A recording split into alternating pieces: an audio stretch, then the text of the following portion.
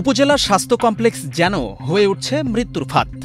যেখানে রোগীরা যাচ্ছেন সুস্থতার আশায়, সেখানেই বাড়ছে মৃত্যু সংখ্যা। সব মিলিয়ে সজ্জনদের কাছে এই স্বাস্থ্য কমপ্লেক্স মানেই যেন আতঙ্কের ডেরা। দিনাজপুরের বীরগঞ্জ উপজেলা স্বাস্থ্য কমপ্লেক্সের চিত্র এটি। উপজেলাটির 11টি ইউনিয়ন আর একটি পৌরসভার প্রায় 4.5 লাখ মানুষের আস্থা ও ভরসার একমাত্র স্বাস্থ্যকেন্দ্র এটি, যেখানে সকলেই আসেন চিকিৎসা নিতে।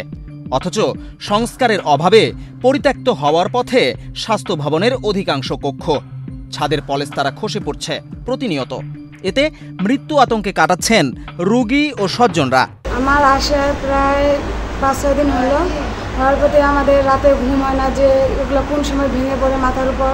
এমনি আমরা ভয়ে আছি আমাদের চিকিৎসা নিয়ে, আবার যদি এটা পড়ে এটা আবার একটা ভয় না। ওয়ালটন এখন দেশের সীমানা পেরিয়ে পৌঁছে গিয়েছে 50টিরও বেশি দেশে। ওয়ালটন, ঘরে ঘরে বিশ্বজুড়ে। আমার আম্মাকে নিয়ে আসছি, এই রুমে আমরা আছি।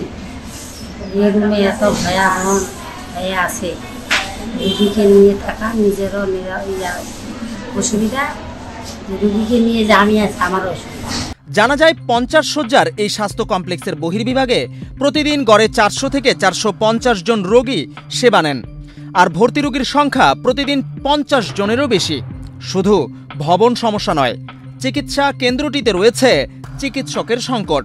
50 শয্যার চিকিৎসা কেন্দ্র চলছে মাত্র 4 জন চিকিৎসক দিয়ে। প্রতিষ্ঠানের দায়িত্বশীলরা বলছেন, বরাদ্দ না থাকায় সংস্কার হচ্ছে না স্বাস্থ্য কমপ্লেক্সের, সরানো যাচ্ছে না দুর্বল হওয়া ভবনের রোগ। আমাদের মহিলা ওয়ার্ডে, ইনডোরে মহিলা ওয়ার্ডে একটি ভবনের ছাদ ধসে পড়ছে। তো এই বিষয়ে আমরা হেলথ ইঞ্জিনিয়ারিং ডিপার্টমেন্ট দিনাজপুরকে লিখিতভাবে কয়েকবার আমরা অবগত করেছি। এছাড়া আমার ঊর্ধ্বতন কর্তৃপক্ষকেও এই বিষয়টি জানিয়েছি।